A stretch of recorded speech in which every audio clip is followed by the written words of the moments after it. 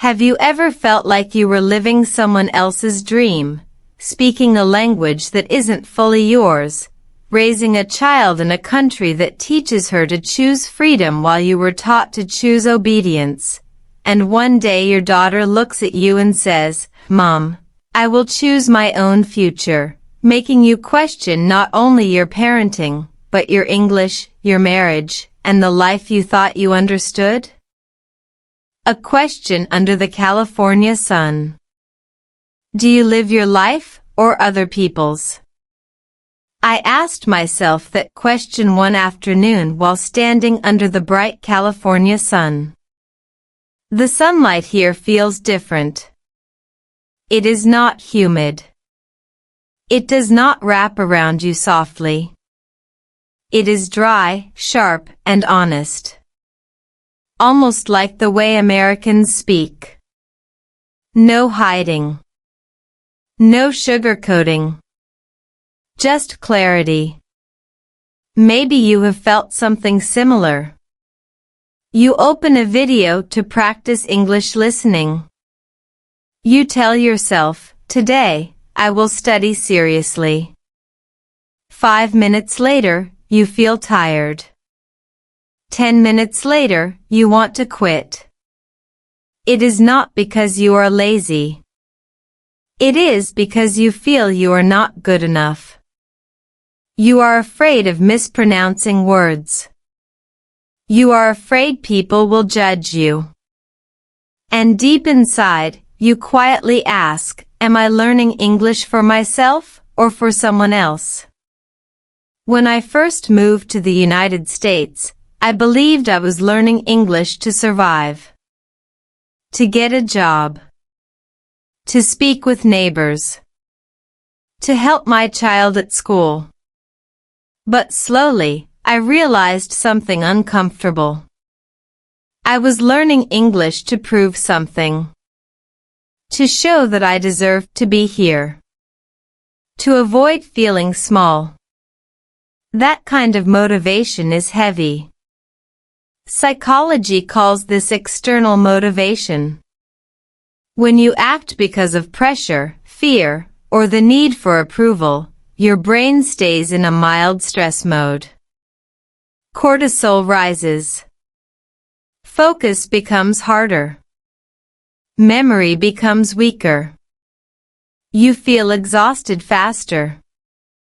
No wonder so many adults give up on English speaking practice. For my first 2 years in America, that was me. California is beautiful. The sky is so blue it almost looks edited. But I did not see the beauty at first. I felt alone. In Vietnam, I was used to collective decisions. Family discussed everything. Elders guided the path.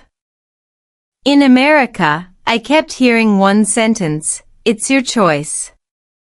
It sounds empowering. But it also feels frightening. Because what if I choose wrong? I still remember the first time I had to call a clinic to make a doctor's appointment. For many Americans, it is routine. For me, it felt like an exam. I wrote a script on paper, "Hello, I would like to make an appointment." I practiced that sentence all morning. My heart was beating fast before I even dialed the number. When the receptionist spoke too quickly, panic rushed in. I wanted to hang up. I wanted someone else to speak for me.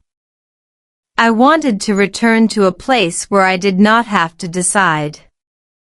That moment taught me something important. I was not just learning English. I was learning how to live inside a different culture.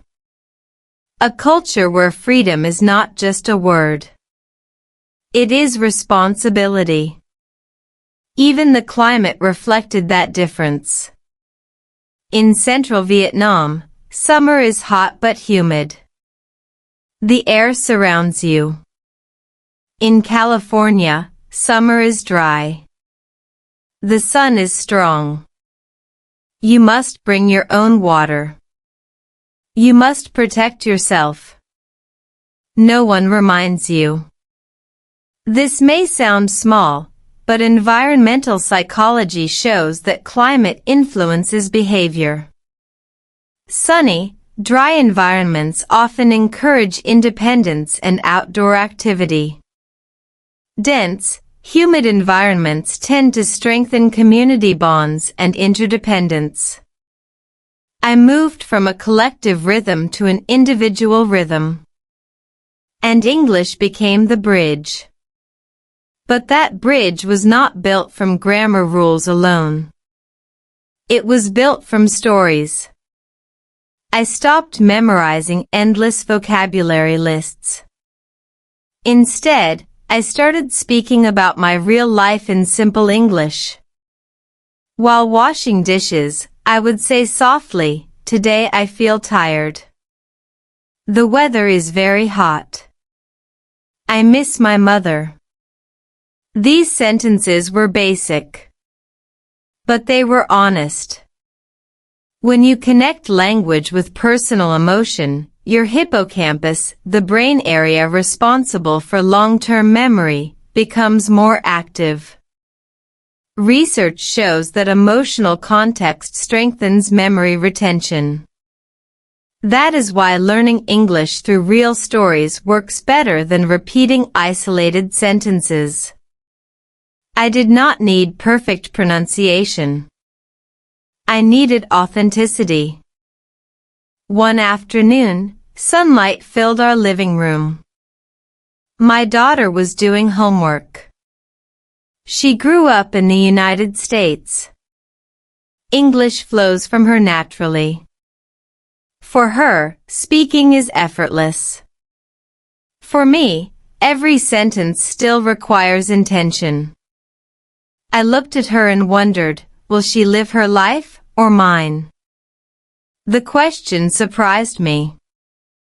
If I was learning English only to satisfy social expectations, what example was I setting? If I was afraid of making mistakes, was I teaching her to fear failure too? Listening practice, reading practice, speaking practice, these are not just language skills. They are exercises in courage. Every time you say, "I don't understand," can you repeat that? You are choosing bravery over silence. In America, people do not wait until they are perfect before speaking. They speak first. They adjust later. Action first. Correction later. So I began to speak slowly. Very slowly. Clearly. I stopped trying to sound like a native speaker. I focused on being understandable. And surprisingly, people understood me more. Maybe you need to hear this. You are not quitting because you are incapable. You are quitting because you are trying to become perfect too quickly. Standing under the California sun that day, I realized I had lived many years trying to please others. Family. Society. Invisible expectations.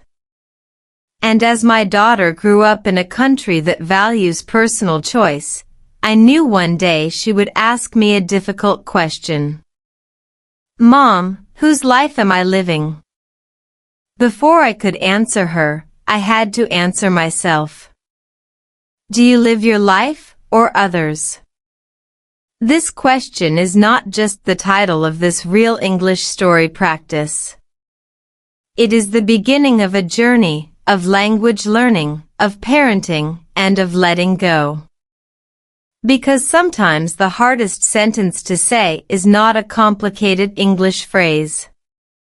It is simply, "This is my life." From humid Vietnam to dry America. If you think climate is just about temperature, let me gently challenge that idea. Climate shapes your habits. It shapes your mood. It even shapes the way you learn English. I grew up in a place where the air was thick with humidity. In Vietnam, summer does not simply feel hot. It feels heavy. The air sits on your skin. When you walk outside, you sweat within minutes. People move a little slower. Conversations stretch longer. Doors stay open. Neighbors talk across balconies. Life overlaps. Then I moved to California. The first thing I noticed was not the language. It was the dryness. The air felt light. Almost empty. My lips cracked during my first week. I kept drinking water but still felt thirsty. The sky looked endless, bright, almost too clean. There was space everywhere, wide roads, big parking lots, personal boundaries. And in that space, I felt small. When you change countries, people talk about culture shock. But no one really explains climate shock. Environmental psychologists explain that weather influences behavior patterns. Warmer, sunnier climates with low humidity often correlate with higher levels of individualism. People spend time outdoors alone. They drive separately. They plan their own schedules. Independence becomes normal. In contrast, humid, densely populated environments often strengthen community bonds. You share space. You share resources. You share decisions. I did not just move from one country to another. I moved from collective air to independent air. And my English struggled because of that. In Vietnam, when I did not understand something, someone usually explained without me asking. In California, people assumed I would speak up. Let me know if you have questions, they would say politely. That sentence sounds kind. But it carries responsibility. If you stay silent, no one chases you. So I stayed silent. At the grocery store, I smiled instead of asking for help. At school meetings, I nodded even when I missed details. At neighborhood gatherings, I laughed a few seconds later than everyone else because I was still translating in my head. My listening skills improved slowly, but my speaking confidence stayed low. Why? Because the climate of independence required verbal action. Research in cognitive psychology shows that language production, speaking, activates deeper neural processing than passive listening. When you speak, your brain organizes thoughts, retrieves vocabulary, and manages pronunciation simultaneously. That cognitive effort strengthens learning. But it also feels uncomfortable. And in a dry, direct culture like California, silence can feel invisible. One afternoon during my first American summer, the temperature reached over 100 degrees Fahrenheit. The sun was strong, but the air remained dry. I stood outside watching children play. They ran confidently. They shouted freely. Their English was fast, imperfect, and fearless. My daughter joined them. She was only 8 at the time. Within months, her accent shifted. She began correcting my pronunciation gently. "Mom, it's not beach like that. she said once, trying not to laugh. I smiled, but inside, I felt something sharp. Was I losing authority? Or was she simply adapting faster? Children adapt to climate and culture more quickly because their brains are highly plastic. Neuroscience shows that younger brains form new language pathways with greater flexibility. Adults can absolutely learn English fluently, but we often carry emotional weight, fear of embarrassment, fear of failure, fear of looking foolish. And I carried all three. The dry American air did not hide my discomfort. It exposed it. Back home, mistakes felt softer. In America, mistakes felt louder. People were not unkind. They were just efficient. Conversations moved quickly. Time felt structured. Appointments mattered. Policies were clear. Expectations were direct. For example, in Vietnam, family often influences educational decisions strongly. In the United States, school systems emphasize personal interest and individual choice early. Even children are asked, "What do you want to do?" That question is empowering, but it can also be overwhelming for parents from collective cultures. As I adjusted to the climate, I realized I needed to adjust my learning method too. Instead of trying to memorize advanced vocabulary, I focused on survival phrases connected to daily life. At the pharmacy, could you explain that more slowly? At school, I need clarification. At the bank, can you repeat that, please? Simple. Clear. Repeatable. I practiced aloud at home. I described the weather in English every morning. Today is dry and sunny. The air feels cool. It is windy. These small observations connected language to environment. When learning links to sensory experience, what you see, feel, and touch, memory becomes stronger. There is scientific support for this. Multisensory learning activates multiple neural networks. When you associate English words with real sensations, heat, dryness, sunlight, you build richer memory pathways. So the climate that once intimidated me became my teacher.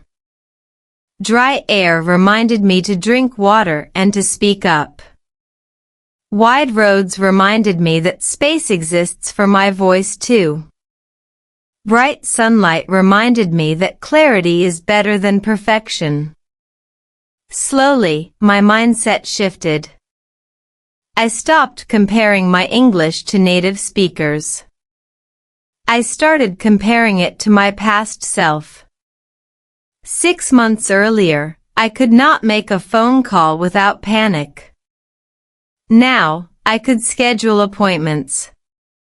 A year earlier, I avoided parent-teacher meetings.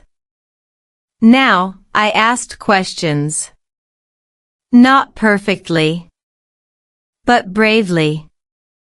If you are learning English in the United States, or anywhere, you might think your struggle is about grammar. Sometimes it is deeper. Sometimes it is about environment. About identity. About stepping into independence. When you move from humid dependence to dry autonomy, you feel exposed. But exposure is not always dangerous. Sometimes it is growth. That summer in California, under a sky that looked almost unreal, I began to understand something important. The climate had changed. The culture had changed. my language had to change too. And maybe, my definition of motherhood would soon change as well. First winter, first tears. No one warned me that winter in America would feel quieter than summer. In California, winter is not dramatic like in movies. There is no heavy snow where I live. No frozen lakes. But the light changes. The sun sets earlier. The air becomes colder, sharper. The sky turns pale gray more often. And somehow, the silence grows louder. My first winter in the United States was the first time I truly wanted to quit learning English. During summer, everything felt active. People were outside. My daughter played in the park. Neighbors talked. I could observe, copy, listen. But in winter, doors closed. Windows shut. People stayed inside. Conversations moved online or behind walls. And I was alone with my thoughts. If you have ever tried to improve your English listening skills during a period of low motivation, you know the feeling. You press play on a lesson. The speaker talks. The words blur together. Your brain feels slow. You rewind. You still do not catch everything. Frustration rises. In psychology, this state is often linked to seasonal mood shifts. Reduced sunlight can lower serotonin levels, affecting mood and energy. Even in mild climates like California, shorter days can influence emotional stability. When your mood drops slightly, your cognitive endurance drops too. That means listening comprehension feels harder, even if your skill has not changed. I did not know the science then. I only knew that I felt tired. One evening, I sat at the kitchen table with a notebook. I tried to practice speaking English aloud. Today was cold. I stopped. The sentence felt incomplete. Not grammatically. Emotionally. I felt invisible. At my daughter's school, parents gathered for a winter performance. They chatted easily in English. They laughed at small jokes. I stood nearby, smiling politely. I understood about 70%. But that missing 30% felt like a wall. When you miss part of a conversation, your brain works overtime trying to fill the gap. Cognitive load increases. Anxiety follows. You start anticipating misunderstanding before it even happens. That anticipation activates the amygdala, the brain's fear center. And once fear activates, language retrieval becomes harder. It is not that your English disappears. It hides. After the performance, my daughter ran toward me. "Mom, did you understand the teacher's announcement?" she asked. I hesitated for half a second too long. "Yes," I said softly. But the truth was, I had missed details about a schedule change. That night, I cried quietly in the bathroom so she would not see. I was not crying because of English alone. I was crying because I felt like I was failing at integration. Failing at motherhood. Failing at confidence. Winter magnified everything. In collectivist cultures, emotional support often surrounds you physically. Family visits. Relatives drop by. In the United States, especially in suburban areas, privacy is respected. People do not intrude. That independence is healthy, but for someone adjusting, it can feel isolating. Loneliness directly affects language learning motivation. Studies in second language acquisition show that emotional connection and community involvement increase persistence. Without social reinforcement, learners are more likely to withdraw. And I was withdrawing. I reduced conversations to the minimum necessary. At stores, I chose self-checkout machines to avoid small talk. At school events, I arrived late and left early. I told myself I was tired. But the deeper truth was fear. Fear of not catching jokes. Fear of responding too slowly. Fear of sounding foreign. One cold morning, I stood outside waiting for my daughter after school. The wind brushed against my face. The sky was gray. A mother next to me smiled and said, "Cold today, huh?" A simple sentence.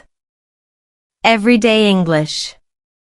My brain froze for 1 second, as if I needed to translate something complex. "Yes, it's very cold," I replied. My voice sounded stiff. She nodded and continued, "I can't wait for spring." I wanted to say more. I wanted to add something natural. But my vocabulary felt locked behind glass. By the time I formed a sentence in my head, the moment had passed. That tiny interaction stayed with me all day. Why could I understand YouTube English listening practice at home, but struggle in real life? Because real life does not pause. Real life does not rewind. Real life carries emotion, facial expressions, unpredictable speed. And winter made those gaps feel heavier. That evening, instead of opening another structured lesson, I tried something different. I replayed the conversation in my mind. Slowly. "Cold today, huh?" I repeated it aloud. Then I practiced natural responses. "Yes, it's colder than yesterday. I missed the sunshine. I'm still adjusting to winter here." I practiced until my mouth felt less tense. Repetition builds neural pathways. But repetition with emotional memory builds stronger ones. By connecting the cold air, the gray sky, and that small conversation, I created a personal anchor for those phrases. The next week, another parent said, "Feels like winter finally arrived." This time, I answered without panic. "Yes, but I'm learning to enjoy it." It was a small victory. But small victories change identity. Winter did not disappear overnight. I still had days when English felt exhausting. But I began to understand something powerful. My struggle was not proof that I was incapable. It was proof that I was stretching. When muscles stretch, they feel tight before they grow stronger. When your language ability stretches, it feels uncomfortable before it feels natural. That first American winter taught me something deeper than vocabulary. It taught me resilience. It taught me that silence is sometimes a phase, not a destiny. And it quietly prepared me for a much bigger emotional conversation that would soon arrive in my home. because winter was not the hardest season I would face. That was still coming. English through real-life stories. What if the reason you feel stuck in English is not your memory, but your method? That question changed everything for me. After my first winter in the United States, I realized something uncomfortable. I had been studying English the same way I studied in school years ago, memorizing vocabulary lists, repeating grammar patterns, watching structured listening lessons. It was disciplined. It was organized. It was also lifeless. And lifeless learning does not survive emotional storms. I could pass written exercises. I could understand slow, clear audio recordings designed for ESL learners. But in real conversations, at school meetings, at the pharmacy, at a neighborhood gathering, I still felt fragile. So one evening, I closed my textbook. Instead of opening a formal English listening practice video, I opened my own life. I stood in my kitchen and spoke out loud in simple sentences. Today I felt nervous at school. The weather was cloudy. I miss my family. My grammar was not perfect. My pronunciation was not smooth. But the sentences were real. That was the moment I shifted from studying English to living English. There is strong research in cognitive science supporting this shift. When we attach language to autobiographical memory, our own experiences, the brain activates deeper neural networks.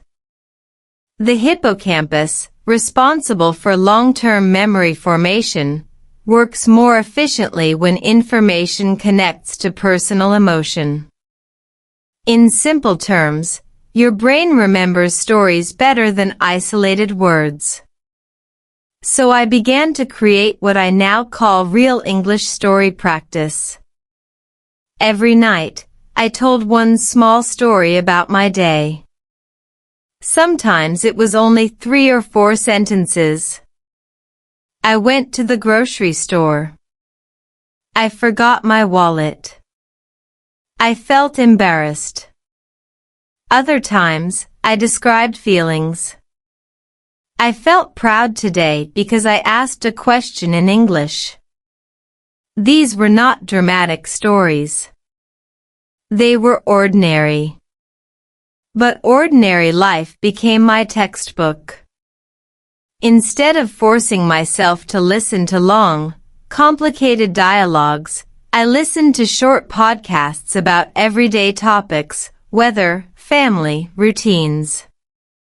Then I paused and responded out loud with my own version. If the podcast said, "I love rainy days," I replied, "I prefer sunny days because I grew up in a humid climate." Speaking immediately after listening improved both comprehension and production. Research in second language acquisition shows that output practice, actually speaking, reinforces input processing. When you transform what you hear into your own words, you deepen retention. Before, I was consuming English. Now, I was interacting with it. One afternoon, I decided to record myself telling a simple story about moving from Vietnam to California. I said, slowly, "In Vietnam, the air is humid. In California, the air is dry." I felt lonely at first. When I listened to the recording, I noticed my pauses, my accent, my rhythm. Instead of criticizing myself, I treated it like data. Athletes watch recordings to improve performance. Why not language learners? This approach changed my confidence because storytelling gave me control. In traditional language learning, you often wait for someone else to choose the topic. In real-life storytelling, you choose. You speak about what you know best, your own experience. That reduces cognitive load. You are not inventing content and language at the same time. You already know the story. You only need the words. I also began practicing with my daughter. At dinner, I asked her to describe her day in English. Then I described mine. We kept it simple. Today I had math class. Today I went to the bank. If I made mistakes, she corrected me gently. And sometimes, I corrected her Vietnamese. It became an exchange instead of a hierarchy. This small habit strengthened not only my speaking skills but also our relationship. When you practice English through storytelling, you also practice emotional expression. Instead of saying only, "I am fine," you learn to say, "I felt confused," or "I was disappointed," or "I felt proud." Emotional vocabulary increases psychological clarity. And psychological clarity increases confidence. I noticed something surprising. The more I told my own story, the less afraid I felt of other people's stories. At a school event, another mother shared her experience of moving from another state. Normally, I would nod silently. That day, I responded. I moved from another country. It was difficult at first, but I am learning. The sentence was simple. But it connected us. Language is not about perfection. It is about participation. If you are watching this to improve your English listening, reading, and speaking skills, consider this: do not wait until you understand everything before you speak. Speak about what you understand already, your life. You woke up today. That is a story. You struggled with motivation. That is a story. You missed someone. That is a story. Turn those moments into English sentences. There is another psychological benefit. Narrative identity theory suggests that humans build meaning through stories. When you frame your language journey as a story rather than a test, setbacks feel like chapters, not failures. A bad speaking day becomes a scene, not a verdict. Gradually, my fear decreased. I no longer saw English as an exam I might fail. I saw it as a tool to explain who I am. And when you explain who you are, you reclaim power. One evening, as I practiced describing my day, my daughter listened quietly. Then she asked, "Mom, why didn't you learn English like this before?" I smiled. Because no one told me that my life was interesting enough to be a lesson. From that point forward, I stopped chasing perfect sentences from textbooks. I started building meaningful sentences from memory. And without realizing it, I was preparing myself for a conversation that would challenge not only my English, but my beliefs about control, freedom, and my daughter's future. Because when you begin telling your own story, you also give other people permission to tell theirs. And sometimes, their story does not match the one you planned.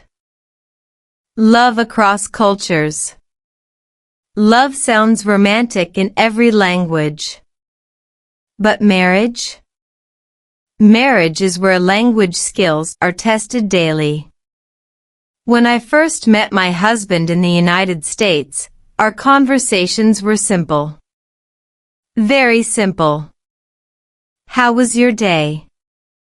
What do you like to eat? Do you miss home? Our English was slow, careful, almost polite to a fault. At that stage, misunderstandings felt cute. Later, they felt heavy. Intercultural marriage is not only about two people. It is about two climates, two education systems, two parenting philosophies, and two invisible rulebooks.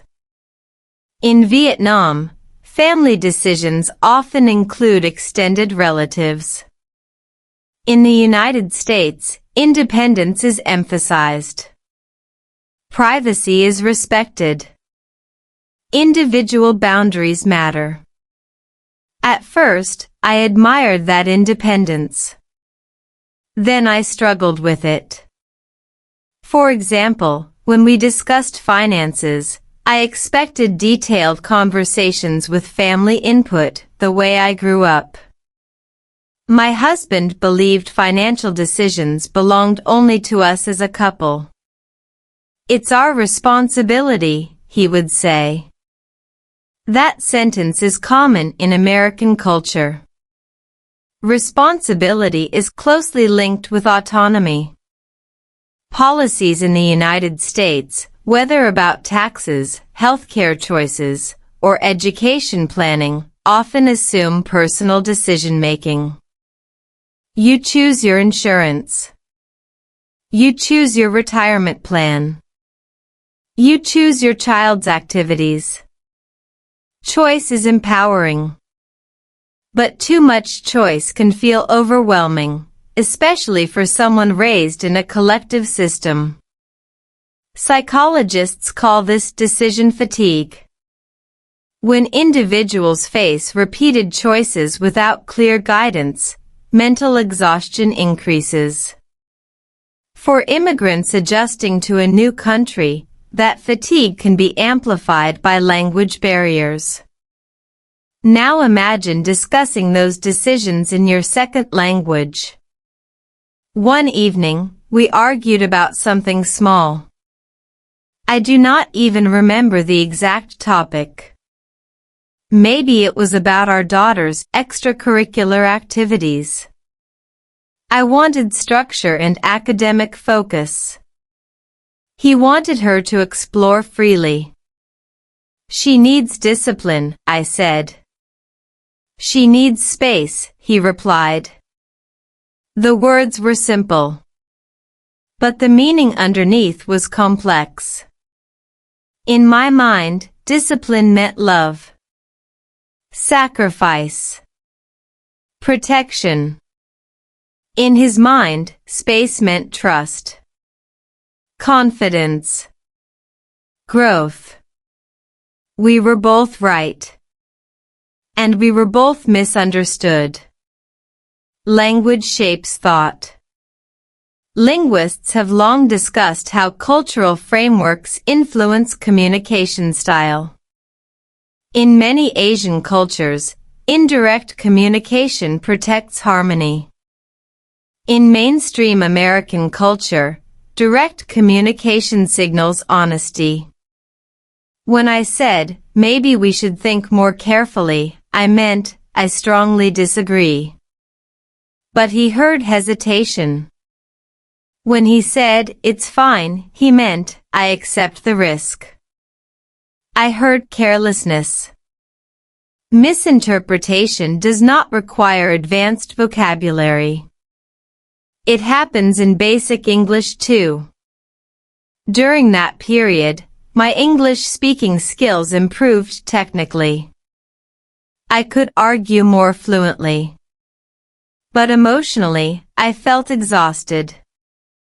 Love across cultures requires emotional translation, not just linguistic translation.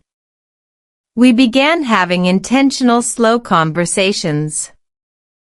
Not dramatic. Not loud. Slow.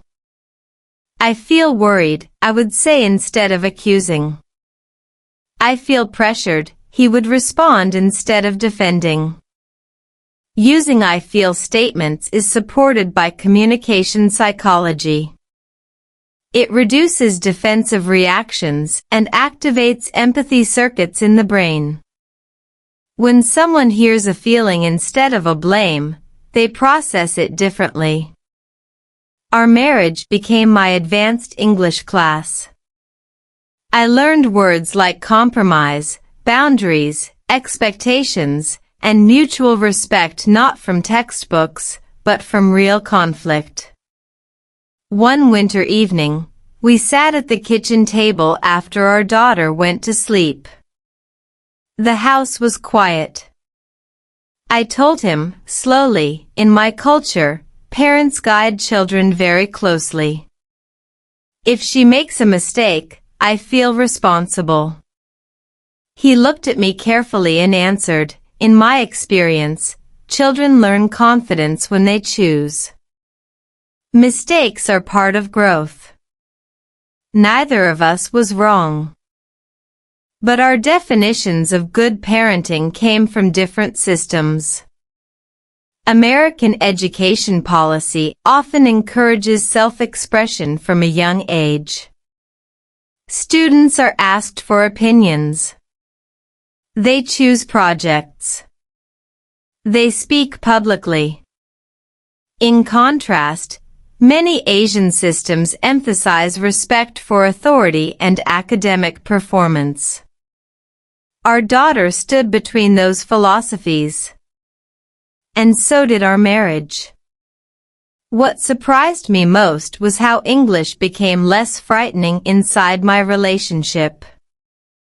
When I practiced storytelling about my feelings, I became more precise. Instead of saying, "You don't understand," I learned to say, "I feel unheard" when my concerns are dismissed.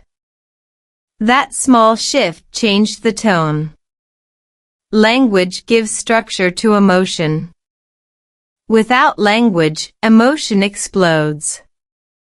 With language, emotion becomes negotiable. Over time, our conversations improved. Not because my grammar was perfect, but because my clarity improved.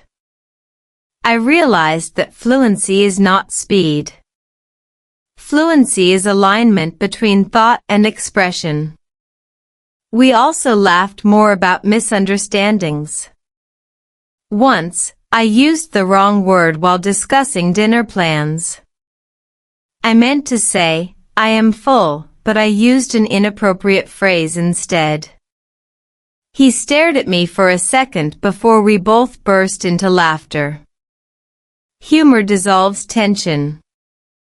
Research shows that shared laughter increases relational bonding and reduces stress hormones. Even in a second language, humor builds safety. Through love across cultures, I learned something unexpected.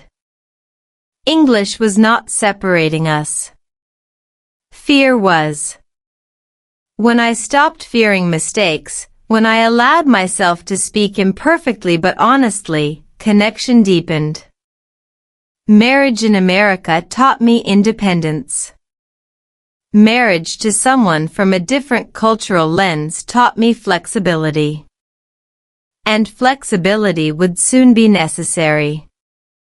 Because the biggest cultural difference was not between my husband and me. It was between me and my daughter. And she was growing fast. Policies, parenting, and pressure. In America, children are asked a question very early in life: what do you want to be? It sounds harmless. Even inspiring. But the first time a teacher asked my daughter that question in elementary school, I felt a quiet pressure rising inside me. In the classroom, colorful posters covered the walls. Words like "dream big," "be yourself," "choose your path," The atmosphere celebrated individuality. Students raised their hands confidently. One said, "I want to be a scientist." Another said, "I want to be a YouTuber." The teacher smiled at every answer. When it was my daughter's turn, she paused. I held my breath. She said, "I'm not sure yet. I want to try different things." The teacher nodded approvingly. That's wonderful. Exploring is important. Exploring. That word felt beautiful and frightening at the same time. In many Asian families, exploration often comes after stability. Education first. Security first. Then passion. In the United States, the educational philosophy often emphasizes personal interest early. School policies encourage elective choices, creative projects, independent thinking. The American system is not perfect, but it is structured around autonomy. Autonomy is powerful. According to self-determination theory in psychology, human motivation thrives when three needs are met: autonomy, competence, and relatedness. When children feel they have choice, they develop stronger internal motivation. I understood the theory. But emotionally, I struggled with it. Because autonomy means letting go. One afternoon, I attended a school meeting about course selection. Even in middle school, students were encouraged to choose electives aligned with their interests: art, coding, music, robotics. Parents were there to support, not control. The counselor said, "Let your child's curiosity guide the path." Curiosity. In my childhood, curiosity sometimes needed permission. After the meeting, I walked home slowly. The California air was cool. Dry wind brushed against my face. My mind felt heavier than the weather. At home, I opened my laptop and searched for articles about American education policy. I read about student-centered learning, project-based curriculum, and emotional development frameworks. I watched videos about parenting in the U.S. I wanted to understand the system, not fight it blindly. But knowledge did not erase fear. My fear sounded like this: what if she chooses something unstable? What if she regrets it? What if freedom leads to failure? Fear often disguises itself as responsibility. In English, I began practicing sentences that reflected my internal conflict. I want her to be happy. I want her to be secure. I am afraid she will struggle. Saying those thoughts out loud helped me see them more clearly. Language organizes anxiety. At dinner one evening, my daughter said casually, "Mom, when I grow up, I might not choose the career you expect." Her tone was calm. Mine was not. "What do you mean?" I asked. "I mean, I want to decide for myself." The sentence was simple. Grammatically clean. Emotionally explosive. I felt heat rising in my chest. Not anger exactly. Something closer to loss. Because in that moment, I realized she was not just speaking English fluently. She was thinking in an American framework of independence. And I was still translating. parenting in the United States involves policies that reinforce children's rights. Students can express opinions about school programs. Teenagers are encouraged to discuss mental health openly. Privacy boundaries between parent and child are defined more clearly. In contrast, I grew up believing that parental authority ensured safety. Neither model is completely right or wrong. They simply prioritize different values. That night, instead of arguing immediately, I paused.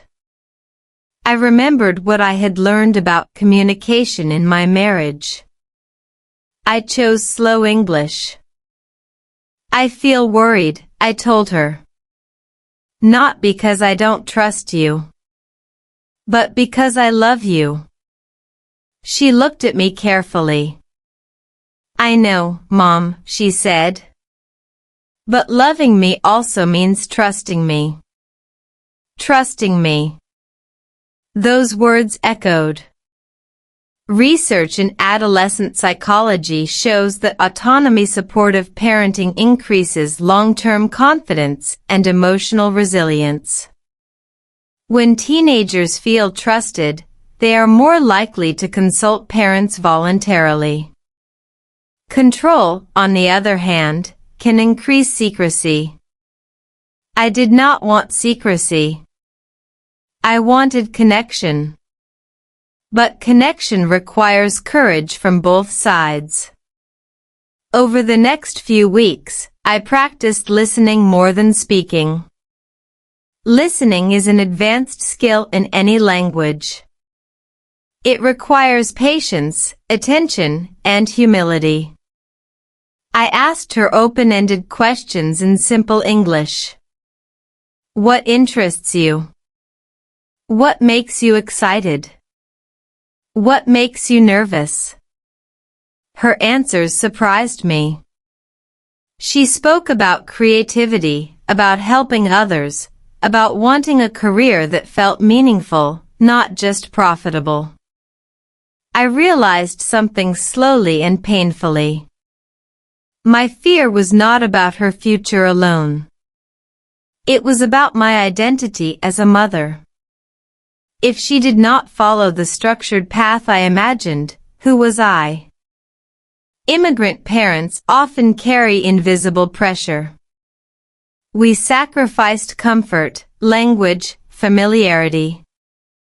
We want our children's lives to justify that sacrifice. That expectation can become heavy without us noticing. English gave me a new perspective. The phrase "live your own life" sounds simple. But in American culture, it is almost sacred. Was I ready to respect that principle inside my own home? Pressure builds quietly. Not in dramatic arguments, but in small daily comments. Are you sure? That's risky. Maybe choose something safer. Each sentence carries intention, but also influence. One evening, as I watched my daughter studying, I understood something clearly. If I truly believed in learning English through real-life stories, then I also had to let her write her own story. And that realization scared me more than any phone call in my second language ever had. Because language mistakes are temporary. Letting go feels permanent. My daughter's big decision. The moment did not arrive with dramatic music. It arrived on an ordinary Tuesday evening.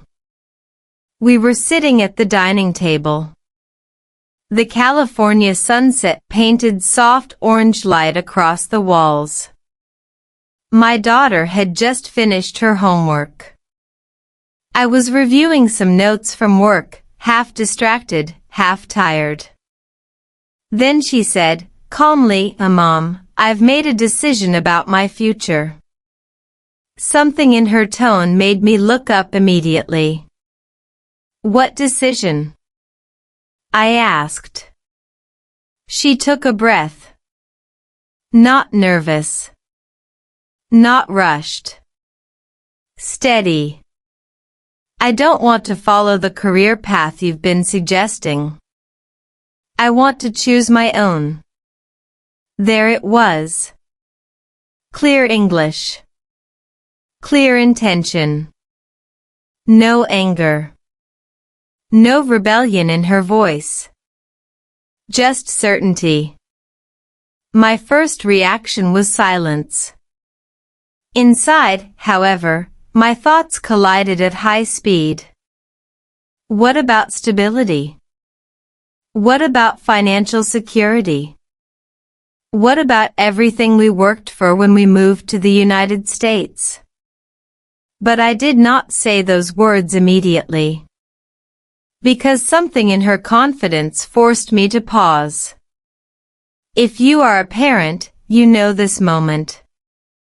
The moment when your child stops asking for permission and starts declaring direction.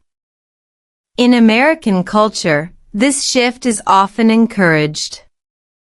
Teenagers are taught to develop independence early. Schools provide career exploration programs. Counselors discuss passion alongside practicality. In many immigrant families, however, career conversations carry generational weight. Sacrifice. Migration. Risk. The future is not just personal, it feels collective. I looked at her and asked, slowly, what do you want to choose? She hesitated for just a second. I want to pursue creative design. Maybe digital media. Maybe storytelling. Storytelling. The irony was almost poetic. I had spent years learning English through storytelling. And now she wanted to build a future around creativity, not conventional security. My mind began calculating outcomes automatically. Creative industries can be competitive, unpredictable, less structured. My fear dressed itself as logic. Do you think that's stable? I asked carefully. She met my eyes. Nothing is completely stable anymore, Mom. But I want to build something I care about. Her sentence reflected the mindset of her generation. In the United States, career trends have shifted. Many young adults prioritize purpose and flexibility over traditional linear paths. The gig economy, digital platforms, and remote work have redefined stability. Security no longer always means one lifelong employer.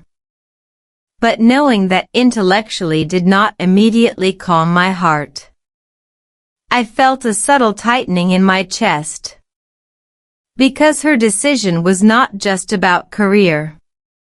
It was about autonomy. Autonomy in theory is admirable. Autonomy in practice is uncomfortable. Psychological research shows that when parents experience a perceived loss of control over their child's decisions, anxiety can increase, even if the child is capable. The brain associates control with safety. Letting go triggers uncertainty. And uncertainty activates fear. I took a deep breath. What made you decide this? I asked. I've been thinking about it for a while, she said. When I create something, I feel alive. When I imagine doing something else just because it's safe, I feel trapped. Trapped. That word hit me. Had I ever felt trapped? Yes. When I first moved to America and avoided speaking English, I felt trapped inside silence. When I studied only for approval, I felt trapped inside expectations. When I feared making mistakes, I felt trapped inside perfectionism. Was I about to build a new trap for her? I realized something uncomfortable. Part of me wanted her to choose a predictable path because it would reduce my anxiety, not necessarily increase her happiness. Parenting often hides this paradox. We say we want the best for our children. But sometimes the best is defined by our own fears. I tried to respond carefully. I worry because I want you to be secure, I said. She nodded. I know. But security also comes from confidence. Confidence. That word again. In American education, confidence is cultivated through decision-making. Students choose projects. They present ideas. They are encouraged to defend opinions respectfully. Over time, choice becomes muscle memory. My daughter had grown up exercising that muscle. I was still strengthening mine. The conversation did not explode. It stretched. We talked for over an hour. About finances. About backup plans. About internships. About the reality of competition. She was not naive. She had researched programs. She understood risks. She had even considered combining creative skills with business strategy. Her preparation surprised me. While I feared she was making an impulsive decision, she had been quietly planning. Listening to her in English felt different that night. Not because I did not understand the vocabulary, but because I was hearing her as an adult for the first time. My fear slowly shifted into something else. Respect.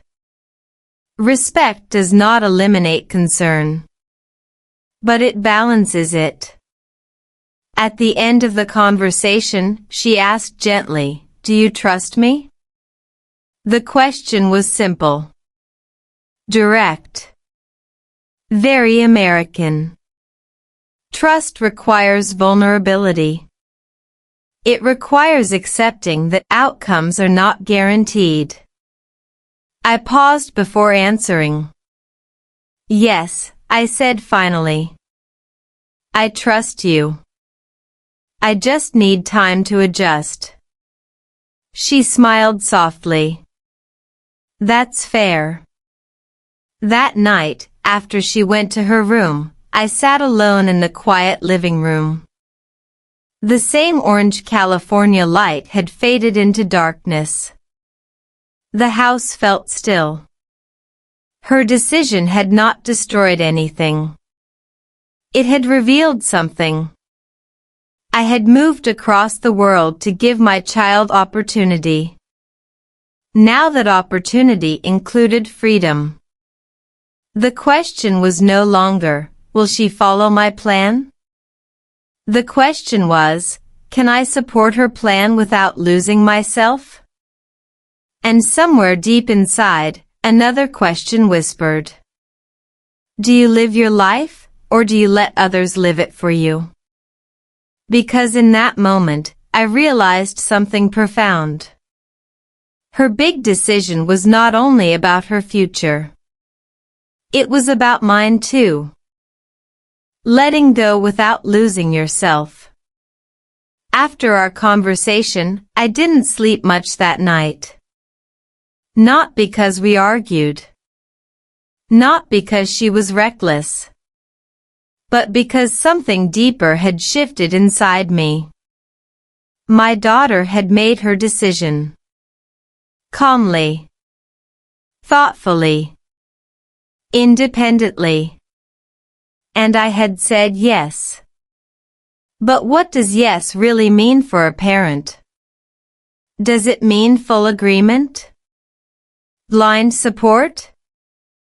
Or does it mean choosing trust over fear, even when fear still whispers in your ear? If you're watching this and you've ever struggled with letting go, of control, of expectations, of the version of life you carefully planned, then you understand the quiet tension that follows a moment like this. The next morning felt strangely normal. She ate breakfast, checked her phone, talked about school projects, laughed at something online. Nothing dramatic had changed in the physical world. But internally, I felt like I had crossed an invisible bridge. For years, I believed strong parenting meant guidance with structure, direction with discipline, protection with clear boundaries. And yes, those things matter. Research in developmental psychology consistently shows that children benefit from stable frameworks and consistent expectations. But there's another concept that often gets less attention in immigrant families: autonomy support. Autonomy support does not mean absence of rules. It means encouraging independent thinking while remaining emotionally available. It means saying, I may not fully understand your choice, but I respect your ability to think. That realization did not arrive instantly. It unfolded slowly over the following weeks. One afternoon, I watched her working on a digital design project at the kitchen table.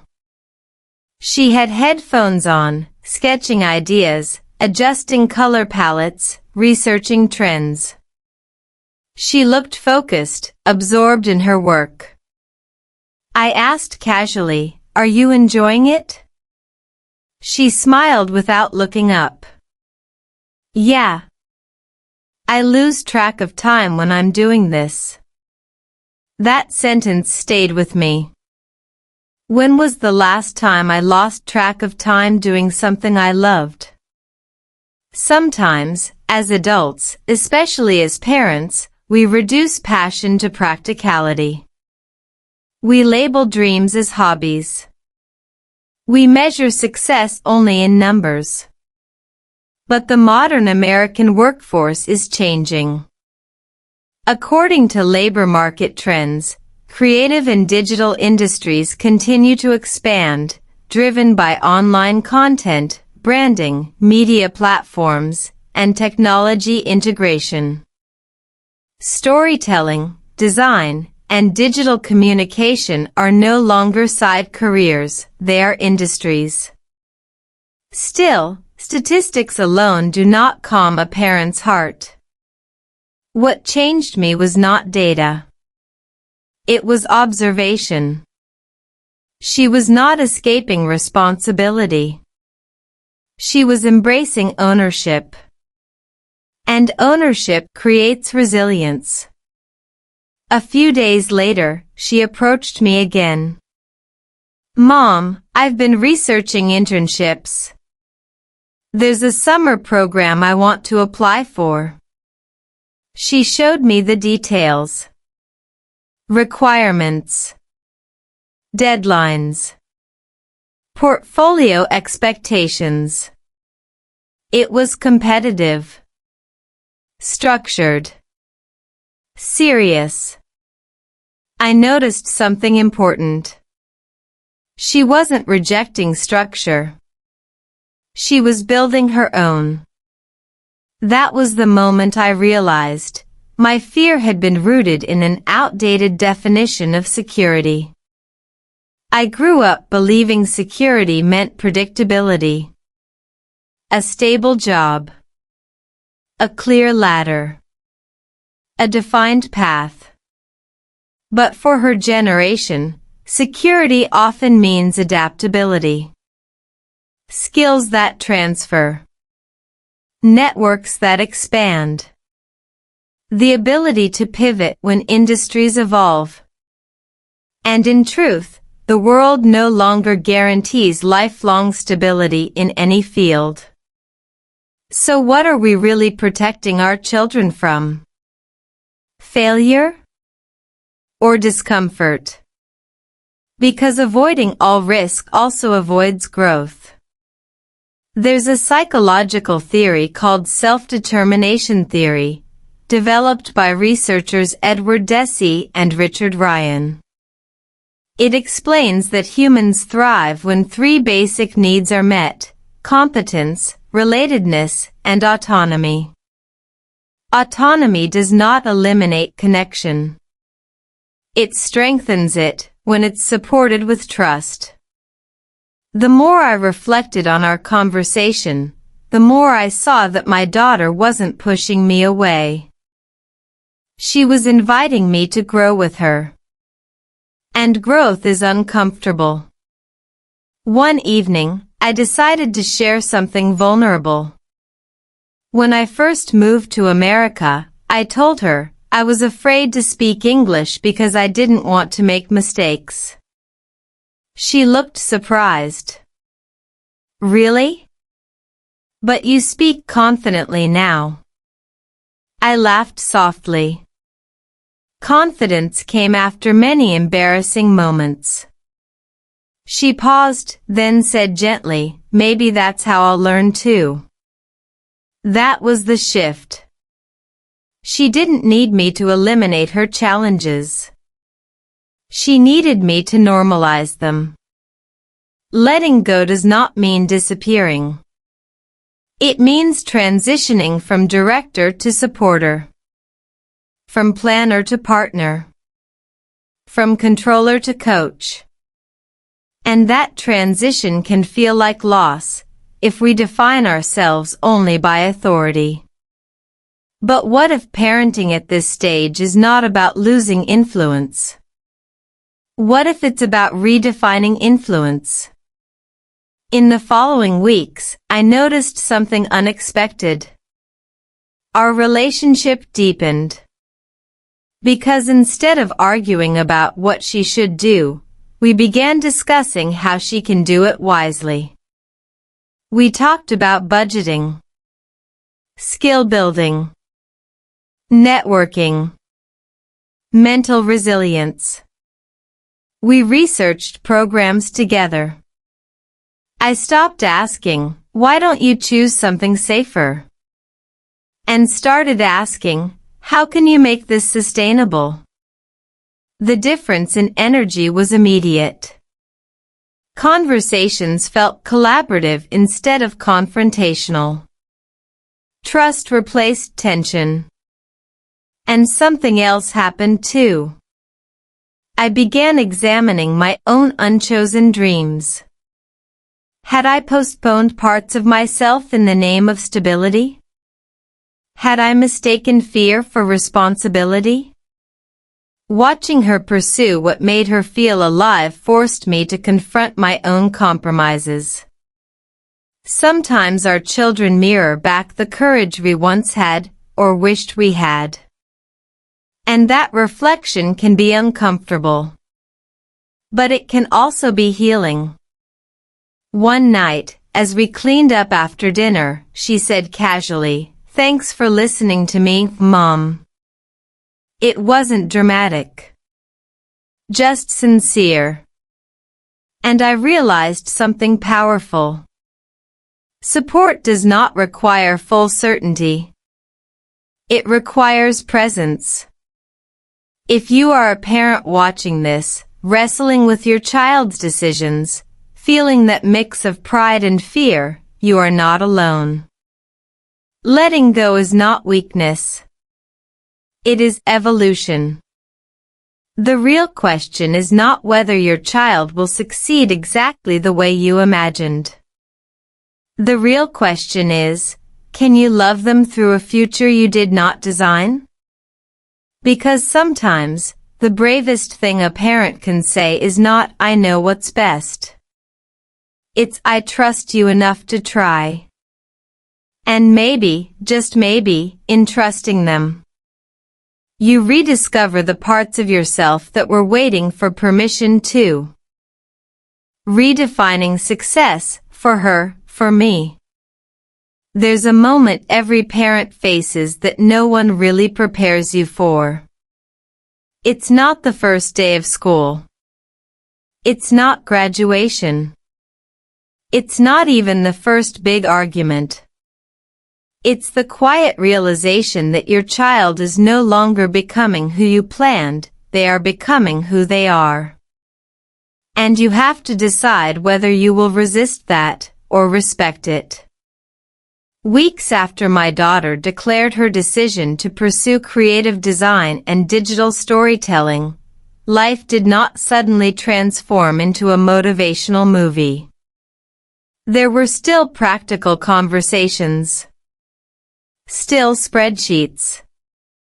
Still questions about tuition, internships, competition, long-term stability. But something inside me had shifted permanently.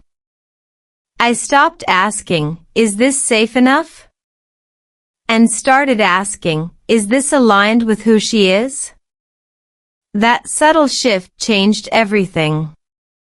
Because success, especially in many immigrant families, is often defined externally: income level, job title, prestige, comparison.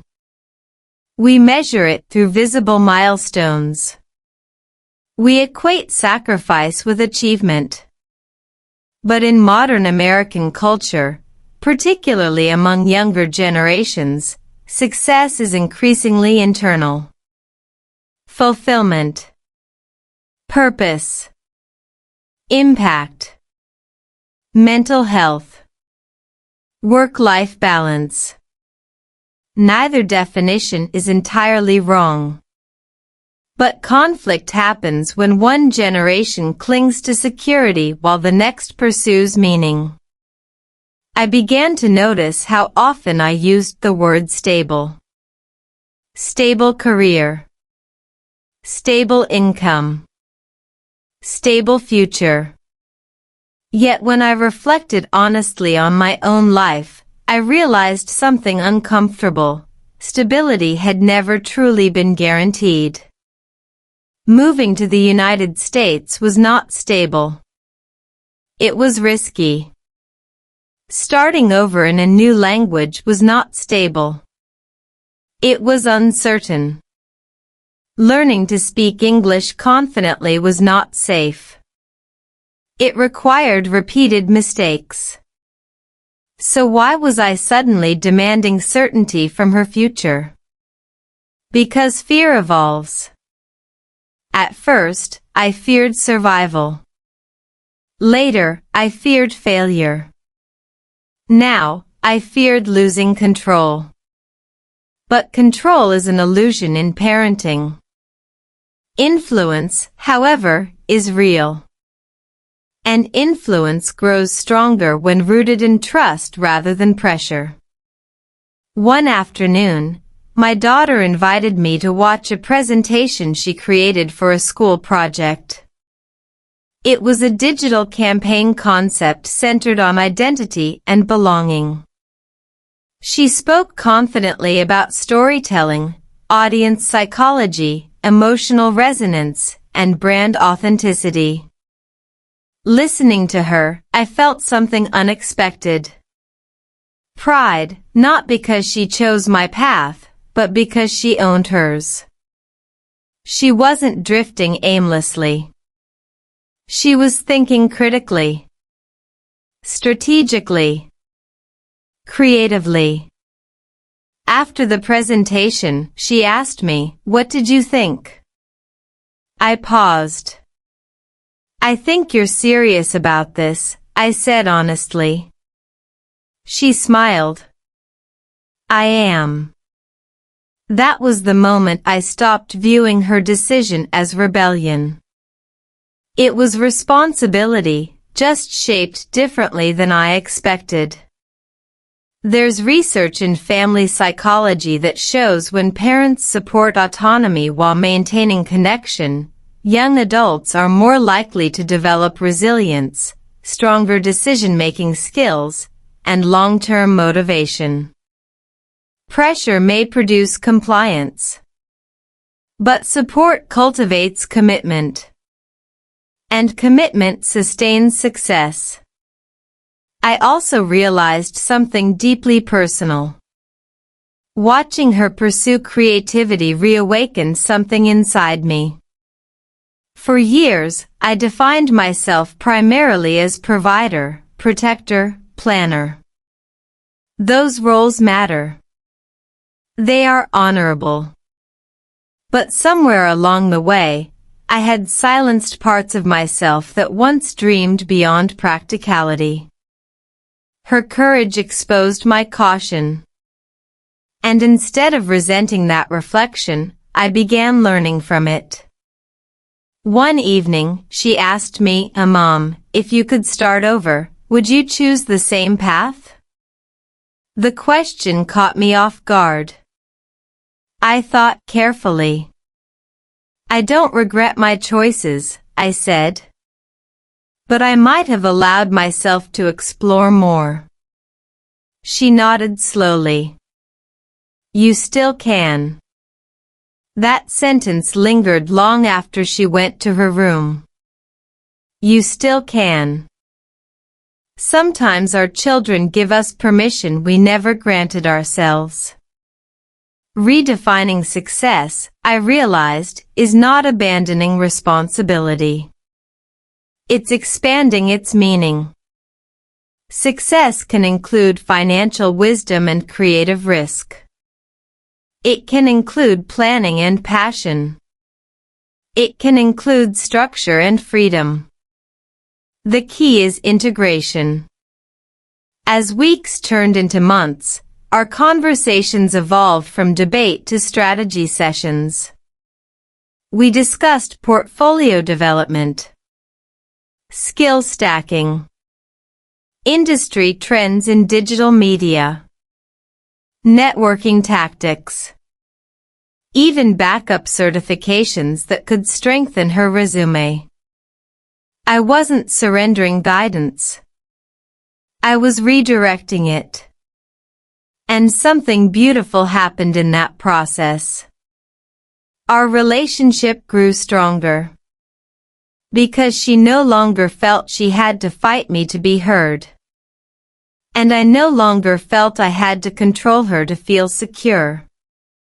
Trust replaced tension. Dialogue replaced defensiveness. And most importantly, respect flowed both ways. If you're watching this and you're standing at a similar crossroads, whether you're the parent afraid to let go or the young adult afraid to disappoint, understand this. Generational conflict is not a sign of failure. It's a sign of transition. The world is changing rapidly. Career landscapes are shifting. Traditional paths are evolving. The definition of success is no longer one size fits all. But certain truths remain constant. Effort matters. Integrity matters. Resilience matters. Love matters. What changed in my family was not our values. It was our flexibility. I learned that protecting my daughter does not mean designing her destiny.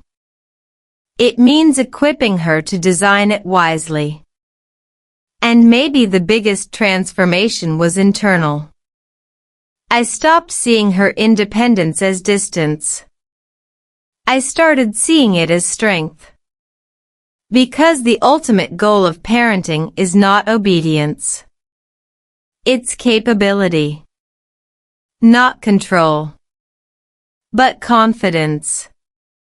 Today, when I look at her working late on a design project, brainstorming concepts, building her portfolio, reaching out to mentors, I don't see risk.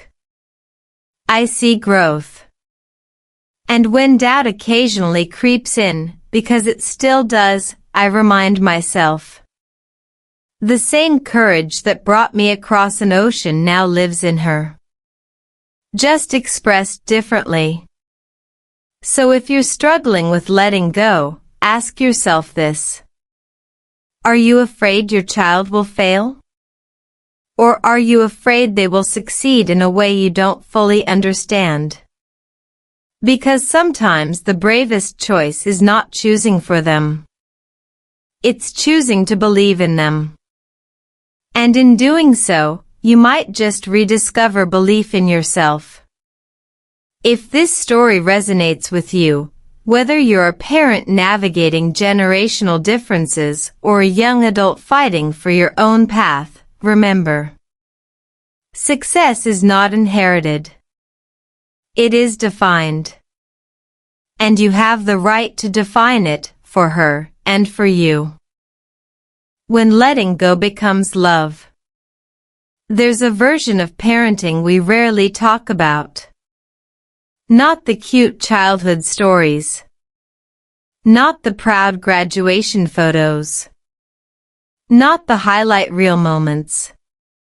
I'm talking about the silent, invisible shift, the day you realize your child no longer needs your direction, they need your belief. And belief feels riskier. Months have passed since my daughter chose her path in creative design and digital storytelling. What started as a single conversation at the dinner table has slowly reshaped the rhythm of our home. Not in loud, dramatic ways, but in subtle, powerful ones. She wakes up earlier now. Not because I tell her to. Because she wants to. She spends weekends refining her portfolio. Researching design trends. Studying successful digital campaigns. Learning new software tools. Watching tutorials. Reaching out to professionals online. There's discipline in her passion. And that's when I understood something important. Motivation that comes from within is stronger than pressure from outside. For years, I believed structure created success. And structure does matter. But structure without ownership becomes resistance. When ownership exists, structure becomes fuel. Watching her build her future step by step has forced me to confront one final truth. Letting go is not passive. It is active trust. It is waking up every day and choosing not to interfere when fear whispers.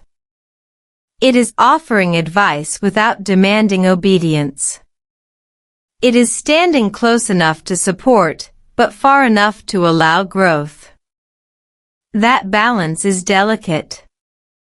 There are still moments when doubt creeps in.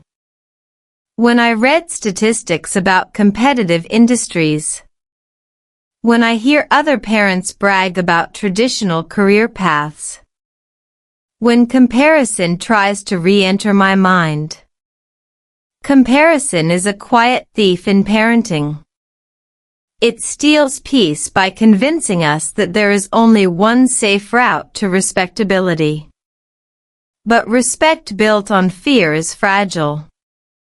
Confidence built on authenticity is sustainable. One evening, we sat together reviewing her internship application essays. She wrote about identity, migration, language barriers, and how storytelling helped her process belonging in America. As she read her essay aloud, I felt tears well up unexpectedly. She was telling our story. But through her voice. Through her lens. And suddenly, I saw it clearly. My sacrifices had not been wasted if they became her foundation. They were not meant to be replicated. They were meant to be transformed. That realization healed something inside me. For immigrant parents especially, there is often an unspoken expectation. I struggled so you wouldn't have to. But what if the deeper truth is, I struggled so you could choose differently? Choice is the real inheritance. Not control. Not obligation. But possibility. As her confidence grows, something surprising has happened.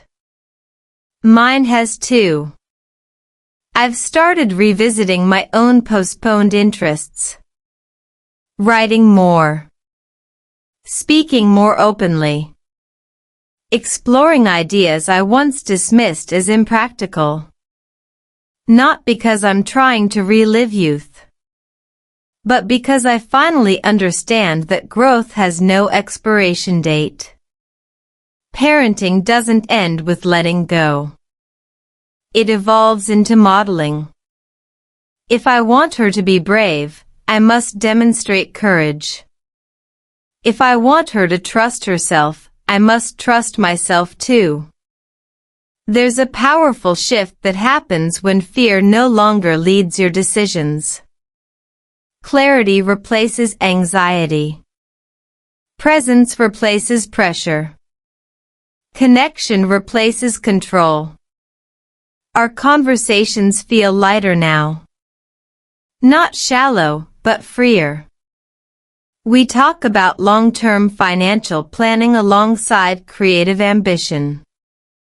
We discuss mental health in competitive industries. We talk about resilient strategies when rejection inevitably happens. Because rejection will happen. And that's okay. Failure is not the opposite of success. Avoidance is. She understands that now. And I understand something new as well. My role is not to eliminate her obstacles. It is to strengthen her foundation. A few nights ago, she said something simple but profound. I feel lucky that you listened to me, Mom. Lucky. The word surprised me. Because for months, I felt like I was the one adjusting, compromising, stretching beyond my comfort zone. But in her eyes, listening was love. And that's when I finally saw the full picture. Letting go is not losing authority. It is transforming authority into trust. It is saying, I raised you to think. Now I respect your thinking. In American culture, independence is often celebrated loudly. But in many families, especially those balancing cultural identities, independence can feel like separation. It doesn't have to be. Independence without connection feels isolating. Connection without independence feels suffocating. The magic happens in between. If you are watching this and standing at a similar crossroads, maybe your child chose a career you don't fully understand. Maybe they rejected a path you carefully mapped out. Maybe you're afraid the world is harsher than they realize. Your fear is not weakness. It is love trying to protect. But love evolves. At some point, protection must become preparation. Control must become confidence. And fear must become faith. Not blind faith. Informed faith. Faith built on observing their effort. Faith built on honest conversations. Faith built on shared values, even if the paths differ. The greatest gift we can give our children is not certainty. It is belief. And perhaps the greatest gift they give us in return is growth. Because when they dare to define success on their own terms, they invite us to redefine ours too.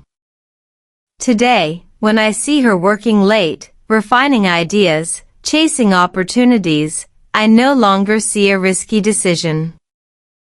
I see a young woman building a life with intention.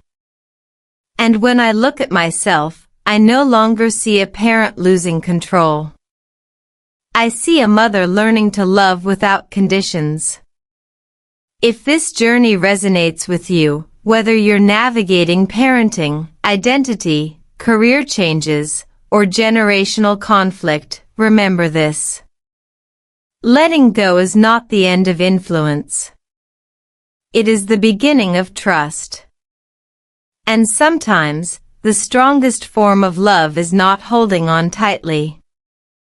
It's standing beside them, steady, calm, believing, while they step forward on their own. That is not loss. That is evolution. And that is what real success looks like. The day I realized I wasn't losing her, I was meeting her. There's a fear many parents never say out loud. If I let them choose their own path, will they still need me? It's a quiet question. One that hides underneath arguments about career choices, stability, money, and what's realistic. But underneath all those practical concerns is something deeply human. Will I become irrelevant in my child's life? When my daughter first told me she wanted to pursue creative design and digital storytelling instead of the more traditional path I had imagined, I thought I was afraid for her future. Now I know I was also afraid for my role in it. Because when children stop asking, "What should I do?" and start saying, "Here's what I'm going to do," something shifts inside a parent. It feels like distance. But what I eventually discovered is this. It wasn't distance. It was evolution. Over the past several months, I've watched her build momentum in ways I didn't expect.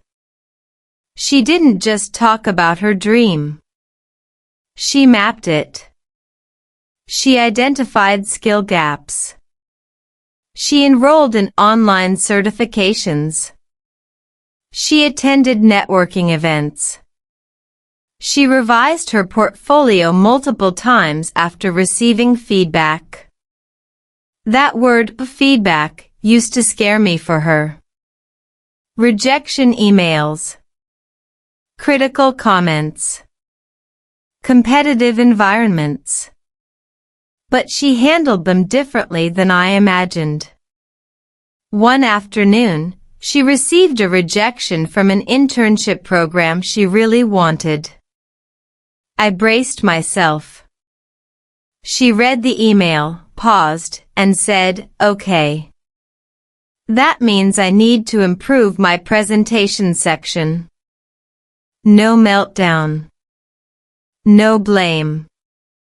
No collapse. Just adjustment. That's when it hit me.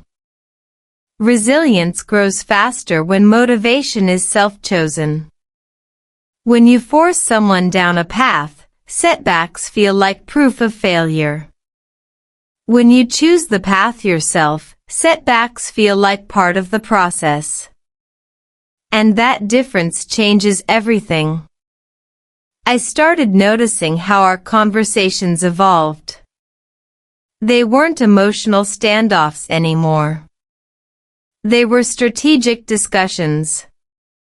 She'd say, "I think I need to strengthen my branding knowledge." I'd respond, "Have you looked into marketing analytics courses?" She'd say, "I'm nervous about pitching ideas in interviews." I'd ask, "Do you want to practice together?" Instead of trying to redirect her path, I was reinforcing her preparation. And in doing that, I realized something profound. My influence didn't disappear when I stopped controlling. It deepened when I started collaborating. There's a concept in modern parenting psychology about transitioning from authority figure to mentor as children enter adulthood. Authority demands compliance. Mentorship builds capability. And capability lasts longer. The more I leaned into mentorship, the more connected we became. One evening, we sat together reviewing her long-term goals. She had created a 3-year plan. Certifications. Internships. Freelance projects. Skill stacking. Financial milestones. It was structured. Detailed. Ambitious. I looked at her and said, "You've really thought this through." She smiled. "I wanted you to see that I'm serious." That sentence stayed with me. She wasn't fighting me. She wanted me to understand her. Sometimes, generational conflict isn't about rebellion. It's about translation. She speaks the language of modern opportunity, digital platforms, remote collaboration, personal branding, creative entrepreneurship. I speak the language of stability, steady income, retirement plans, structured advancement. But those languages don't have to compete. They can merge. The American career landscape today is vastly different from what it was 20 years ago. Entire industries exist now that didn't exist before. Creative roles are intertwined with technology. Storytelling drives marketing. Digital presence influences hiring. What once looked risky now looks innovative. And what once looked stable can shift overnight. Understanding that didn't eliminate my protective instincts. But it gave them context. The real turning point came on an ordinary Sunday afternoon. She was working on a personal storytelling project inspired by our family's immigration journey. She asked if she could interview me about my early years in America. As she recorded my answers, I found myself sharing stories I had never told her before. The loneliness. The language mistakes. The embarrassment. The determination. She listened carefully. Asked thoughtful follow-up questions. Treated my experience like something valuable. In that moment, I realized something beautiful. She wasn't leaving my story behind. She was building on it. And suddenly, all my fear about losing her felt misplaced. Children don't move away from us when they choose their own path. They move forward. And if we're willing to walk beside them differently, we don't lose connection. We gain a new version of it. Later that evening, she said quietly, "I hope I make you proud." I answered without hesitation this time. "You already do." Because pride no longer meant you followed my plan. It meant you're building your own with integrity. If you're watching this and you're struggling with similar fears, maybe your child chose a creative career, or a startup path, or something unconventional, ask yourself honestly. Are you afraid they'll fail? Or are you afraid you won't recognize the version of success they create? Growth always changes relationships. But change is not the same as loss. The day I stopped trying to protect her from uncertainty and started preparing her to face it, that was the day our bond strengthened. The day I realized I wasn't losing her, I was meeting her. Meeting her as an adult. As a thinker. As a builder of her own life. And meeting myself again too. Because in supporting her independence, I rediscovered my own courage. Parenting doesn't end when control fades. It transforms when trust rises. So if you're standing at that edge, that uncomfortable space between holding on and letting go, remember this. You are not becoming irrelevant. You are becoming something deeper. A steady voice instead of a loud one. A guide instead of a gatekeeper. A foundation instead of a fence. And sometimes, the greatest success story isn't the career your child chooses. It's the relationship you build when you allow them to choose it. That's not losing them. That's growing with them. And growth, even when it feels uncertain, is always a sign of life. The quiet victory no one sees. If you had told me a year ago that the biggest transformation in my life wouldn't be my daughter's career choice, but my reaction to it, I wouldn't have believed you. Back then, I thought the real story was about her future. Now I understand it was also about mine. Because sometimes the most powerful victories are not loud. They're quiet. They happen in living rooms. In late-night conversations. In the pause before you respond differently than you used to. Today, my daughter is still building her path in creative design and digital storytelling. She hasn't made it yet. There's no viral breakthrough. No dramatic overnight success. No cinematic moment where everything suddenly clicks. What she has instead is consistency. And what I have is peace. That might not sound exciting. But it's everything.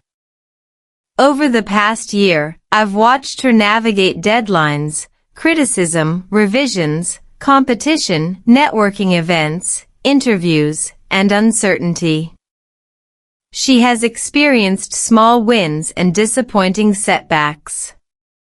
She has adjusted her portfolio countless times. She has refined her skills. She has strengthened her voice. And she has never once blamed me for letting her try. That matters more than I can explain. Because when children feel forced into a path, failure often becomes resentment. But when they feel supported in their choice, failure becomes feedback. There's a psychological principle that motivation rooted in autonomy leads to deeper persistence. When individuals believe they have chosen their direction freely, they are more likely to push through obstacles. I've seen that principle play out in real time. One night, after receiving tough feedback from a mentor, she came to me and said, "I need to level up." Not, "This isn't fair." Not, "Maybe I should quit." Not, "You were right." Just clarity. I need to level up.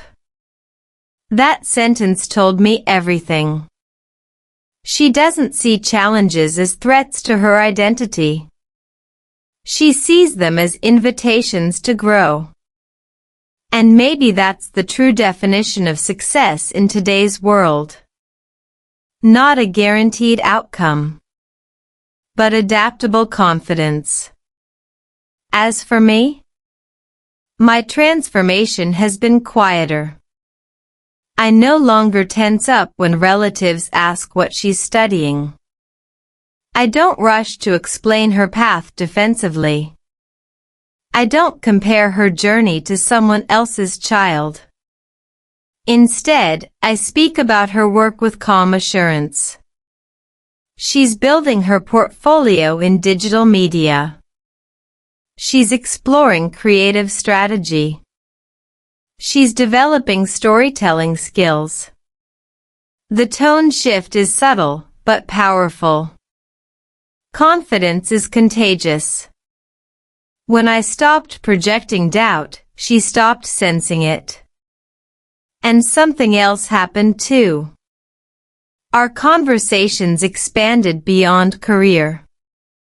We talk about identity, culture, belonging, mental health, ambition, balance, purpose, failure, reinvention.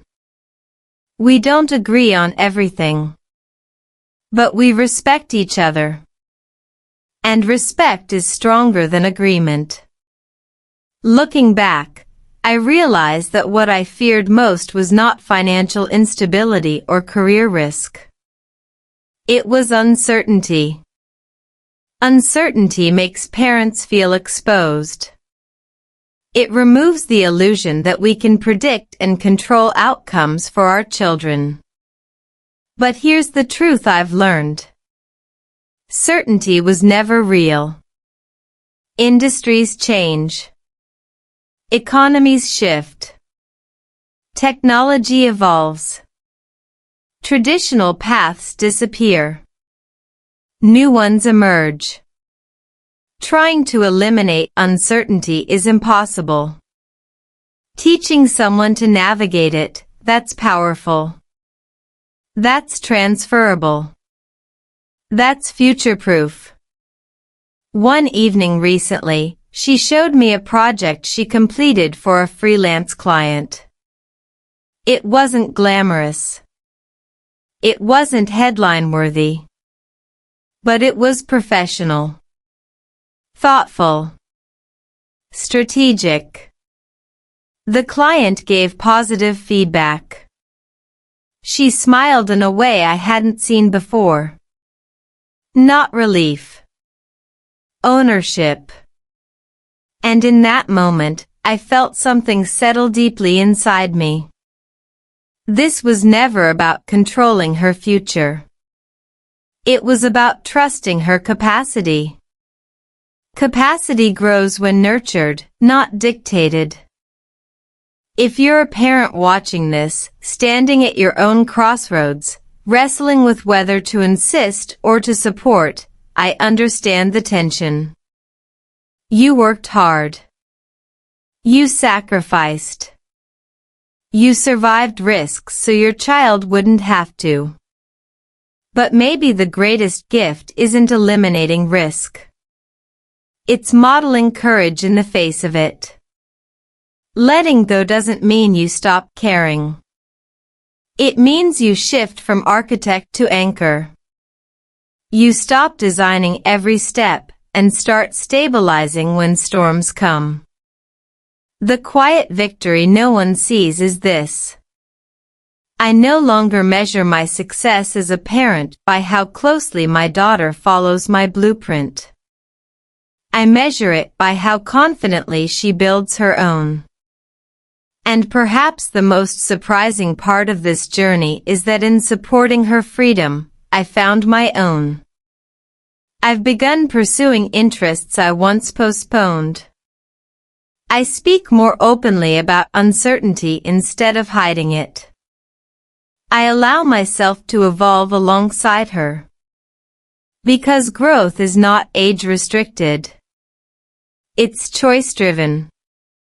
If this story resonates with you, whether you're a parent navigating generational differences, or a young adult trying to balance passion and practicality, remember. Success is not a fixed destination. It's an ongoing negotiation between values and vision. Between preparation and risk. Between fear and faith. My daughter's story is still unfolding. So is mine. And maybe that's the point. We don't need a dramatic ending. We need sustainable momentum. We need relationships that can withstand disagreement. We need trust that survives uncertainty. The quiet victory is not that she chose her path. It's that we can walk forward without pulling in opposite directions. And in today's rapidly changing world, that alignment might be the most valuable success of all. Because in the end, love is not proven by control. It's proven by confidence, the kind you give and the kind you grow. And sometimes, the strongest families are not the ones who avoid uncertainty. They are the ones who face it, together. Final closing, the choice that changes everything. Before you leave this video, I want to ask you something, and I want you to really sit with it. What if the biggest breakthrough in your life isn't about changing your child, but about changing how you see them? This journey was never just about a career choice. It wasn't only about creative design, digital storytelling, or choosing a non-traditional path in a rapidly changing world. It was about something deeper, generational growth, identity, trust, and redefining success in modern America. In 2026, the world is evolving faster than ever. Career paths are no longer linear. Stability looks different. Success is being rewritten by a generation that values purpose, flexibility, creativity, and mental well-being alongside income and achievement. And as parents, or even as individuals navigating our own crossroads, we are being asked a powerful question. Can you grow at the same speed as the world around you? Because here's the truth no one talks about. It's not our children who are moving too fast. It's our comfort zones that are moving too slow. The real transformation in this story wasn't my daughter choosing her own future. It was me choosing trust over fear. Choosing dialogue over control. Choosing connection over comparison. And that choice changed everything. If you've ever felt stuck between protecting someone you love and empowering them. If you've ever questioned whether you're doing the right thing as a parent.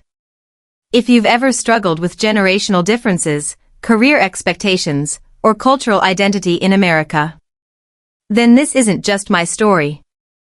It's yours too. Because every family today is navigating change. Technology is redefining opportunity. Creative industries are expanding. Remote work, digital platforms, and personal branding are reshaping what career success looks like. The definition of safe is no longer what it used to be. But one thing hasn't changed. People thrive where they feel trusted. And families grow where they feel heard. So here's the deeper question I'll leave you with. Are you holding on because you're protecting them? Or because you're protecting your own fear? Sit with that. Because the answer might unlock something powerful in your life. Maybe you're the parent who needs to loosen your grip. Maybe you're the young adult who needs to have the difficult conversation. Maybe you're someone who postponed your own dream in the name of responsibility. Whatever role you're in, your story isn't finished. And neither is mine. This channel isn't just about parenting advice, immigrant experiences, or modern career conversations. It's about real transformation. It's about navigating generational conflict in 2026 with emotional intelligence. It's about redefining success in today's America. It's about building stronger family relationships without losing yourself. And in the next video, we're going to go even deeper. We're going to talk about what happens when your child fails, publicly, painfully, and how your reaction in that moment can either build lifelong resilience or silent resentment. Because success stories are inspiring. But failure stories are revealing. And you won't want to miss that conversation. If this video spoke to you, even quietly, do 3 things right now. First, subscribe to the channel so you don't miss the next chapter of this journey. These conversations are ongoing, and they're built for parents, families, and individuals navigating modern life in the United States. Second, like this video. Not for the algorithm alone, but because it helps more families find content about generational growth, parenting in America, career mindset shifts, and emotional resilience in 2026. Third, leave a comment below. Tell me, what is one belief about success you're currently rethinking? I read every comment. And your perspective might be exactly what another viewer needs to hear. Because this isn't just content. It's community. And in a world changing this fast, none of us should navigate it alone. Remember, letting go is not losing influence. Trust is not weakness. Uncertainty is not failure. Sometimes the most powerful love story is between generations, when both sides choose to grow. Stay curious. Stay courageous. And I'll see you in the next video.